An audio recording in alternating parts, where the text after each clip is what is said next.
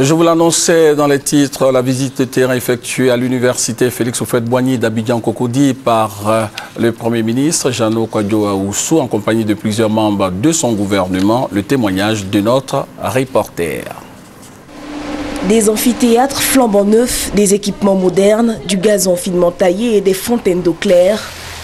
L'université ivoirienne, la nouvelle, s'impose.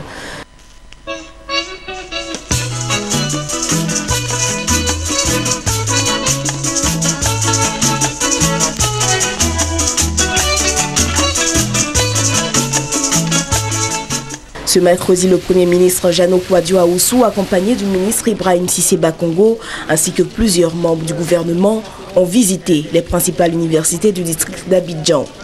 Il s'est agi pour eux de se rendre compte de l'effectivité des réhabilitations annoncées.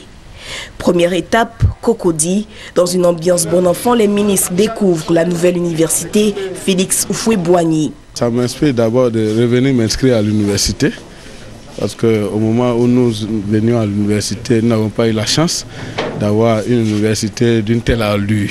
D'importants travaux estimés à près de 100 milliards de francs CFA pour donner la chance aux étudiants ivoiriens d'évoluer dans un environnement répondant aux normes internationales. On a envie de revenir à l'école. Parce que il y a quelques années, c'était invivable ici.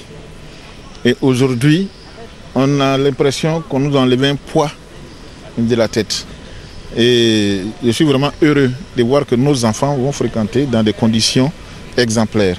Plusieurs activités économiques devraient voir le jour sur le site de l'université, expliquera le ministre Cissé Bakongo. Et pour que l'œuvre soit complète, le gouvernement entend poursuivre la grande vision du chef de l'État, à savoir voir sortir de terre une ville universitaire. Autre aspect non négligeable de ces travaux, l'intégration des nouvelles technologies, avec notamment la mise en place d'un data center. Nous avons également mis en place des salles de téléenseignement qui permettront à un enseignant, par exemple à l'université Félix Houphouët-Boigny, de professer à plusieurs amphis à la fois, à plusieurs milliers d'étudiants à la fois, et à plusieurs milliers d'étudiants distants. Et tout cela de façon totalement interactive. Donc les étudiants pourront poser des questions, et ils verront ce que le professeur écrit au tableau, etc. Pour nous, c'est une innovation très importante. Et puis la troisième chose, c'est donner la possibilité aux étudiants de se connecter au monde entier, de se connecter aux bibliothèques virtuelles qu'il y a dans le monde entier.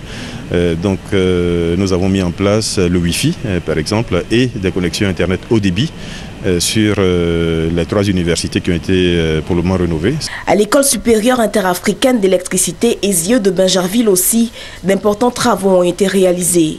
Cette structure érigée en université devra aider à désengorger les universités et ainsi accueillir les nouveaux bacheliers. Et le corps enseignant entend lui aussi jouer sa partition et relever ses défis. Les universités doivent recevoir près de 3 promotions, parfois même 4 promotions. Ça, c'est le premier défi.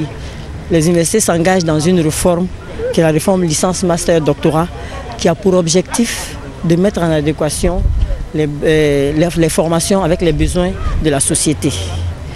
Et un autre défi, c'est de faire une recherche pertinente pour que nos entreprises se développent, pour que la croissance revienne. Dans le bus qui conduit les membres du gouvernement pour la visite guidée de l'université Nangui à Brogua, anciennement université d'Abobo-Adjamé, les échanges sont chaleureux et les propositions fusent pour parfaire l'œuvre. Répondant aux questions de la presse au terme de la visite, le chef du gouvernement saluera la renaissance de la Côte d'Ivoire avec la relève de ce défi. Et nous sommes venus aujourd'hui avec les membres du gouvernement pour la réouverture de l'université. Les festivités commencent demain jeudi. Il était donc de bon aloi que aujourd'hui nous venions voir l'état des lieux, voir tous les travaux qui ont été réalisés. Et nous espérons que les étudiants, les enseignants seront à la hauteur de l'effort fait par tous les Ivoiriens pour restaurer l'enseignement, pour restaurer la formation, parce que la ressource humaine a besoin d'être formée. Jeannot Kouadio-Ahoussou a pour finir rassuré des dispositions arrêtées par le gouvernement pour l'entretien de toutes ces infrastructures universitaires.